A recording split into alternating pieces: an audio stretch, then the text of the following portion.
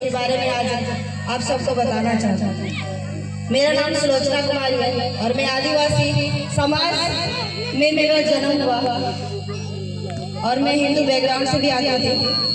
हम 3 बहनें और 3 बहनों में सबसे बड़ी मैं और सब बड़ी होने के जो होता है अपनी मनमानी करना, वो सब मैंने अपने जीवन में किया।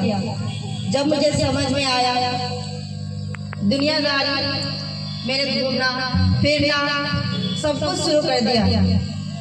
पढ़ाई में कम ध्यान देना, मम्मी के बातों को सुनना नहीं, अपनी मनमानी करना, इधर जाना उधर जाना, लड़कों से बातें करना, गलत संगति में रहना, गलत रिलेशनशिप में रहना, ये सब चीज मेरे जीवन में थी, वो भी बहुत कम उम्र में।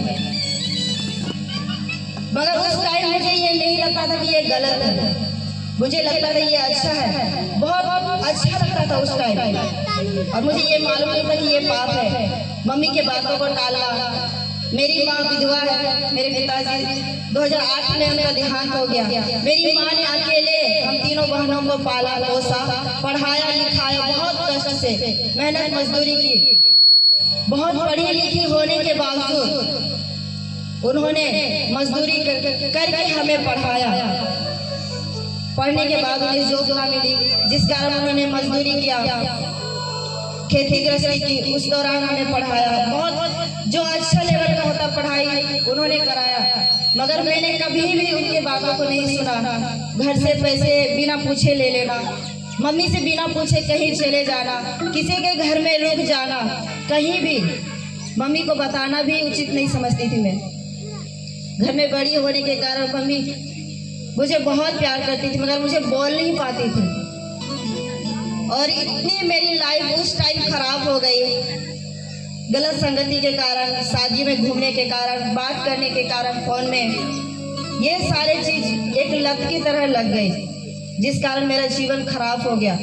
और इससे पहले जब मैं छोटी थी, लगभग 5 साल की, उस टाइम से मम्मी मुझे हर महीने लगभग 2-3 बार ओझा के पास लेके जाती थी, क्योंकि मैं हमेशा बीमार रहती थी। हमेशा महीने के 30 दिन बीमार रहती थी मैं। डॉक्टरों के पास ले जाना, ओझा के पास लेके जाना, किसी की रिपोर्ट में कुछ नहीं आना, बल्कि वहाँ पे दवाइयों का बहुत सारा ढेर लगा के देना, और ओझा के पास जाने के बाद बहुत सारे लिस्ट बना के देना, नाव के कांटे लेके आओ, ये लेके आओ, वो लेके आओ, बहुत सारे चीज़। मम्मी वो सारे चीज़ों को कष्ट के साथ वो करती थी, फिर भी कोई आराम नहीं। इस बीच में मैं दूसरे रास्ते पर चली गई।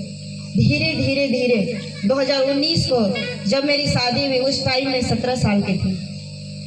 जब मेरी शादी हुई उसके कुछ महीने बाद जब मैं गर्भवती हुई, जब मैं 7 महीने गर्भवती थी, उस टाइम मेरी पेट में जो बच्चा था वो मर गया था और 3 दिन हो गया, मुझे पता नहीं चला। फर्स्ट टाइम था, मुझे पता नहीं चला। मैंने अपने हस्बैंड को बताया, मेरे हस्बैंड ने मेरी सास को बताया। वो रात के लगभग 10:30 बजे, बहुत बारिश, और हम लोग ऐसे इलाके में रहते थे जहाँ पे सड़क का नाम भी नहीं था। इतनी हम लोग अंदर में रहते हैं गांव में, वहाँ पे सड़क नहीं थी, कोई बिजली नहीं थी, कोई सुविधा नहीं उस टाइम में। और जुलाई का मंथ था, सब कुछ ऐसे ही था। जब मुझे पता चला कि मेरा बच्चा जो है, जो गांव से आती है डिलीवरी कराने वाली, उन्होंने चेक किया और बोला कि आपका बच्चा मर गया, उसका बॉडी सड़ना स्टार्ट हो गया। तो जब मैंने ये सुना तो मुझे बहुत रोना आने लगा। उससे पहले मेरे हस्बैंड 2014 में ही प्रभु यीशु मसीह पर विश्वास किए थे, और वो मुझे डेली रोजाना मुझे कहते थे कि आप प्रभु यीशु मसीह पर विश्वास करो, उसी ने सब कुछ बनाया है, उसी ने आकाश चंद्रमा जितने कुछ हम देख रहे सबको उसी ने बनाया, और तुमको और हमको भी उसी ने बनाया। मैंने कहा मैं हिंदू बैकग्राउंड से आती हूँ, मैं मरना पसंद करूँगी, मगर यीशु मसीह को ग्रहण करना पसंद नहीं करूँगी। आपको करना है आप कीजिए, मैं नहीं करूँगी। मेरे हस्बैंड अकेले भाई में है, मेरी सास, मेरी ननद सब बोलती थी मेरा भाई तो चले गया दूसरे धर्म में, मगर तुम मत जाना। मैं उनके बातों को भी सुनती थी, और मैं पूजा पाठ में इतनी ज़्यादा थी कि मेरे मुंह में मंत्र याद रहते थे, मगर डर इतना ही रहता था। मुझे दुष्ट आत्माएं, भूत प्रेत इतना सताते थे, मैं 10 कदम अकेले नहीं जा पाती थी। बाहर निकलती थी तो मुझे तुरंत जो है दुष्ट आत्माएं, शैतान पकड़ लेते थे। और जब वो मुझ पर आते थे तो मुझे खून खून स्टूल होते थे, इतनी ज़्यादा हालत ख़राब हो जाती थी। डॉक्टर जवाब दे देते थे, ऐसी मेरी स्थिति खराब हो जाती थी, पर कोई आराम नहीं हुआ। फिर भी जब मेरे पति जब मुझे सुसमाचार सुनाते थे, मैं उसी पर चिल्लाती थी, उसी पर झगड़ा करती थी और बोलती थी कि मैं कभी विश्वास नहीं करूंगी। पर जब 2019 को मेरे गर्भ का जो बच्चा मरा हुआ 3 दिन हो गया, जब मुझे पता चला, मैं उस टाइम घुटने पे आ गई। मुझे पता नहीं चला कि मैं कैसे घुटने पे आई, और मेरे मुंह से एक ही प्रार्थना निकला, प्रभु यीशु, मैंने आपको डेली अपमान किया, मैंने आपके बारे में भला बुरा सब कुछ कहा,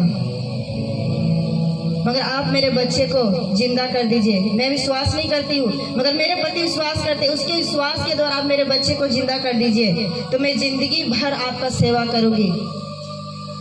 मैंने ऐसी छोटी सी प्रार्थना की, और मुझे पता नहीं कि मैंने क्यों ऐसे प्रार्थना की। उसके कुछ पल बाद मुझे हलचल महसूस हुआ, पर मुझे विश्वास नहीं कि 3 दिन का मरा हुआ बच्चा छोटी सी प्रार्थना से, जो कभी यीशु मसीह पर विश्वास नहीं करता, उसके नाम मात्र से बच्चा कैसे चलने लगेगा। मैंने इस पर विश्वास नहीं किया, मेरा रात ऐसे ही गुजर गया। जब सुबह हुई, हम डॉक्टरों के पास गए। उस दिन लगभग 2 बजे के आसपास रिपोर्ट आई। डॉक्टर ने कहा कि आपका बच्चा ठीक है। हालेलुया। जब मैंने ये सुना, एक पल के लिए मेरे आंख के आंसू नहीं रुके। मेरे हस्बैंड ने मुझे तुरंत मेरे मायके पहुंचा दिया। मेरा ससुराल पूर्णिया और डूमर में मायके, वहाँ से डॉक्टर के साथ सीधे मुझे ले जाके मायके में पहुंचा दिया। और जब वहाँ पे पहुंचा दिया उन्होंने, मेरा डिलीवरी होने तक वहीं पे मैं रही। उसके बाद जब